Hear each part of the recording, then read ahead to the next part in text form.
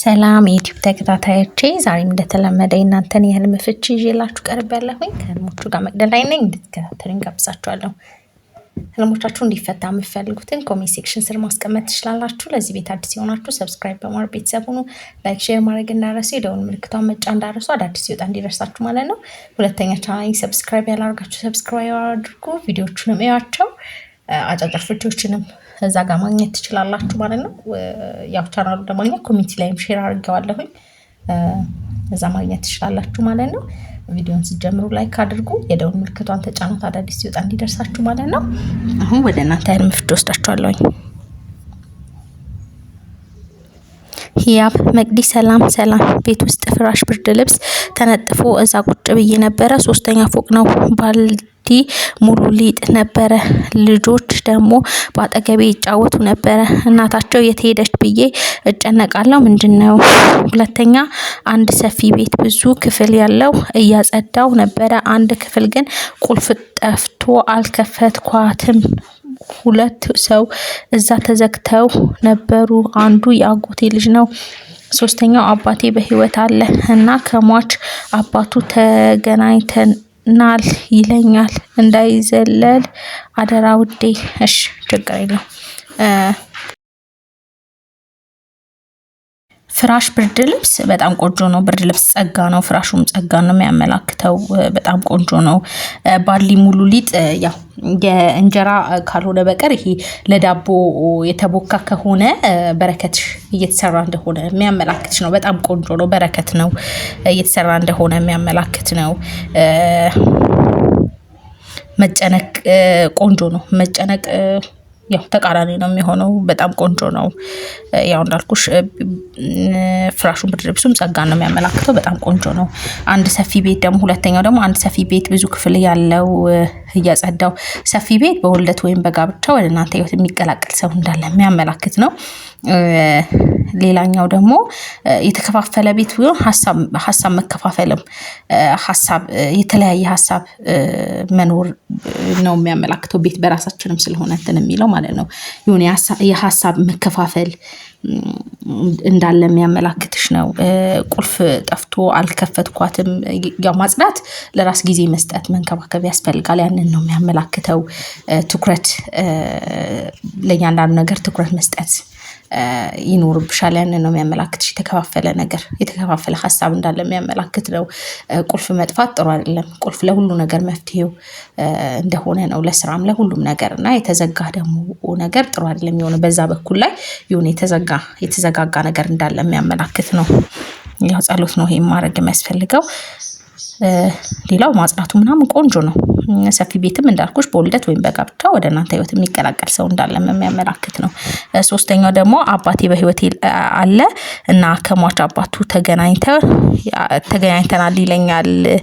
እሺ ያው መገናኘት ሙታን ሲቀርብ ጥሩ ነው። አንደኛ ከኛ የሚፈልጉት ነገር አለ፣ ዝክር እንዲዘክሩላቸው ነገር ያንን ነው። 2ኛ ግን ምንም ይዘው እስካሌ ድረስ ምንም እንትን የለው። ሙታን ሲቀርብ ቆንጆ ነው። መልካም ነገርን ነው የሚያመላክተው። ያው እነሱ እውነተኛ ዓለም ላይ ስለሆኑ የሚያመላክተው በጣም ቆንጆ ነው። ሙታን ሲጎበኝ ቆንጆ ነው። ምንም ይዞ እስካልሄደ ድረስ ማለት ነው። ዝም ብሎ ተገናኝተናል ብቻ ነው። ስለዚህ ያሉት አይደል? ያው እንደዛ እንትን አይደለም። ምንም ችግር የለውም። ያው ይዞ ሲሄድ ምናምን ነው ጥሩ የማይሆነው። ጌች በህልም ላም ስትወልድ ማየትና ደግሞ ወደ መኝታ ላይ ደም ነው ወደ መኝታ ላይ ፈሰሰ። ምንድነው? በኮሜንት ንገረኝ። አመሰግናለሁ። እሺ ያው ላም ስትወልድ ማየት ሲሳይ ነው። በጣም ቆንጆ ነው። ሲሳይን ነው የሚያመላክተው። የምታገኘው ነገር እንዳለ የሚያመላክት ነው። አልጋ ጸጋ ነው። ትዳር ነው። ደም መዛጋ ሆኖ ደግሞ ብር የምታገኘው ነገር እንዳለ የሚያመላክት ነው። ሲሳይ ነው። በጣም ቆንጆ ነው። አሂ መቅዲ ጀበና ከሰል ላይ ስጥድ አየው፣ ግን ጀበናው ሸርተት እያለብኝ ነበረ።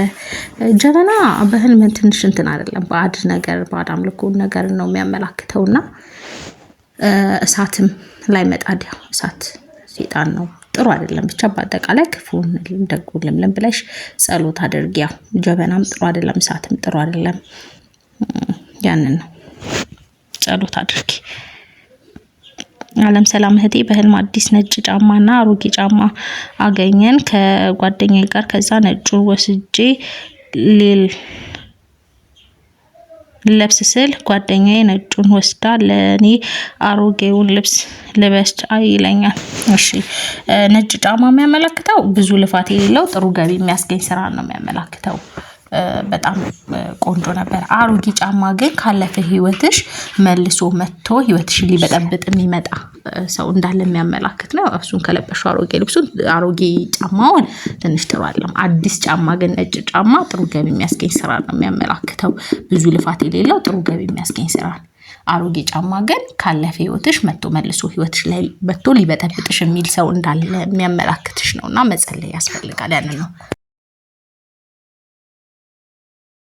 አላዛር በህልም ቢጫ ጃኬት ለብሼ ማገለግልበት ሰንበት ትምህርት ቤት ሳለምና ከሰዎች ጋር ሳወራ አየሁ። በሌላ ቀን ደግሞ ሳር ላይ ስቀመጥ አየሁ። እሺ ጃኬት ያው ጸጋ ነው፣ ግን ቢጫ ሲሆን ግን ትንሽ ህመምን ነው የሚያመላክተው። ያው ጸሎት ማድረግ ነው። ድጋሚ ደግሞ በሌላኛው ቀን ደግሞ ሳር ላይ ተቀምጬ አየሁ። ሳር ላይ መቀመጥ ደግሞ ጤና ማግኘትን ነው የሚያመላክተው። ስለዚህ ቆንጆ ነው። ሳር ላይ መቀመጥ ጤና ማግኘትን ነው። ጃኬት ጸጋ ነው፣ ግን ቢጫው ልብሱ ትንሽ ህመም ነው የሚያመላክተው። ያው ግን በሌላኛው ቀን ደግሞ ሳር ላይ ተቀምጣ ስለሆነ ያየው ጤና ማግኘትን ነው እና በጣም ቆንጆ ነው።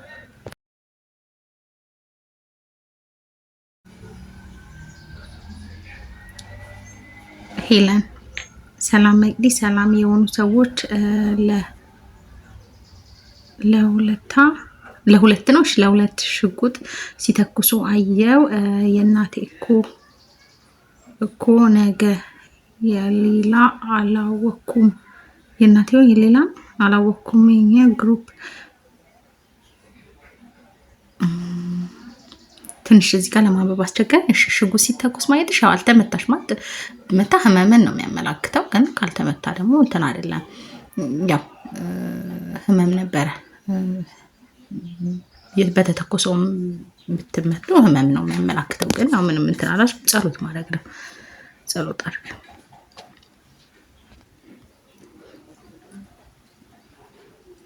ፍቅር ሰላም መቅዲ፣ ስለምትፈችልኝ አመሰግናለሁ። በህልም አንድ ካህን ቤት መጥተው እኔ ወንድሜ እያወሩን እኔ ውሃ በጀሪካን እየቀዳው ከዛ ፀጉሬን እየታጠብኩ አየሁና አንድ ጊዜ ከበፊቱ ፍቅረኛ ጋር እየተጻጻፍኩን ላይ አይነት ቴክስት ልኮልኝ ያጠፋውና ይደውልልኛል። እንደዛ ልልሽ ፈልጌ አይደለም እያለኝ በሰላም ስናወራ አየው። ሌላ ደግሞ ስልኬ ተሰርቆ የወሰደችብኝ ሴት በሌላ ስልክ ደውዬ አትመልሽልኝም እያልኩ ቆጣታለሁ።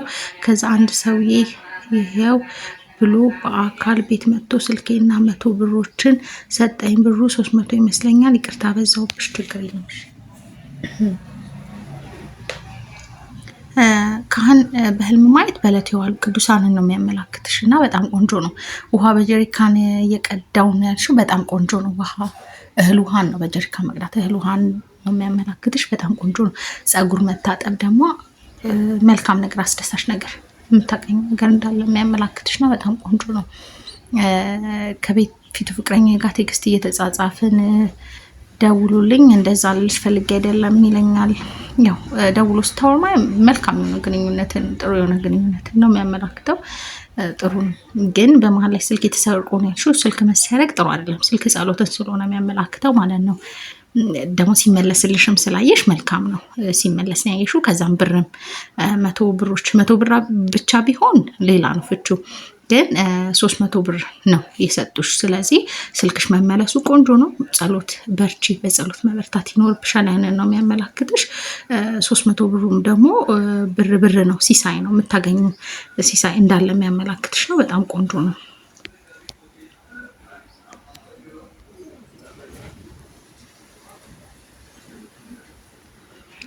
መልካሙ መቅዲ እንዴት ነሽልኝ? እግዚአብሔር ይመስገን። በህልም ከራሴ ፀጉር ላይ በጣም ብዙ ቅማላ ያለው እና ራሴ ገላለሁ ደግሞ እና ገበያ ውስጥ ገብቼ ይመስለኛል። የጥለት ገበያ ውስጥ ግን አልገዛውም እና ይቅርታ በዛውብሽ። ደግሞ ገበያ ሳይ በህልም ለሁለተኛ ጊዜ ነው። እሺ አንደኛ ፀጉር ውስጥ ቅማል ማየት ምቀኛ ነው። ያው ፀጉር ጸጋ ነው። ቅማል ደግሞ ሲኖርበት ደግሞ ምቀኛ ነው የሚያመላክትሽ። በዛ የሚመቀኙሽ እንዳሉ የሚያመላክትሽ ነው። መግደልሽ በጣም ቆንጆ ነው። ሌላው ግን ገበያ መከራ ነው። ስለዚህ ጥሩ አይደለም። ክፉንልም ደጉልም በይና ጸሎት አድርጊ። ያው ጥለት ነጠላ ምናምን ጸጋ ነው፣ ቆንጆ ነው፣ ግን አልገዛሽም። ስለዚህ ሀሳብሽ የተከፋፈለ አይነት አንዱ ላይ እንትን ማለት የማይችል ነገር እንዳይሆን መጸለይ ይኖርብሻል። ያንን ነው የሚያመላክትሽ። ጸሎት አድርጊ። ቅማል ግን ምቀኛ ነው።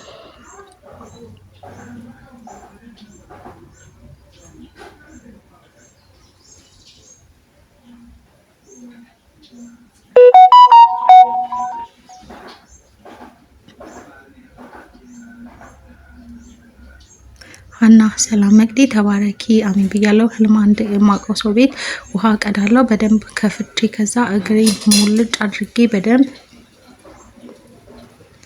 በደንብ ውሃ ይፈሳል፣ ንጹህ ውሃ። ከዛም ጫማዬ ውስጥ ውሃ አለ። ከዛም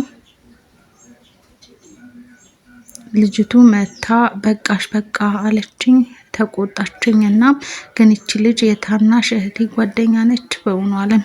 እሺ ውሃ መቅዳት እህል ውሃ ነው። በጣም ቆንጆ ነው ውሃ መቅዳት። እግርሽን ሙልጭ አርግሽ መታጠብሽ ከኃጢአት መንጻት ፈጣሪ በደልን ይቅር እንዳለ የሚያመላክት ነው። በጣም ቆንጆ ነው። ጫማ ውስጥ ውሃ አለ። ከዛም ልጅቱ ያው ጫማ ስራንም ባልንም ያመላክታል እና ውሃ እህል ውሃ ነው። በዛ እህል ውሃ ነው የሚያመላክትሽ። ውሃ ውስጥ መኖሩ በጣም ቆንጆ ነው። እንትን የለውም እና ያው መታጠብሽም በጣም ቆንጆ ነው። ውሃ እህል ውሃ ነው። በአጠቃላይ እንደተመቻችሁ ተስፋ አደርጋለሁኝ። ለዚህ ቤት አዲስ የሆናችሁ ሰብስክራይብ በማድረግ ቤተሰብ ሁኑ።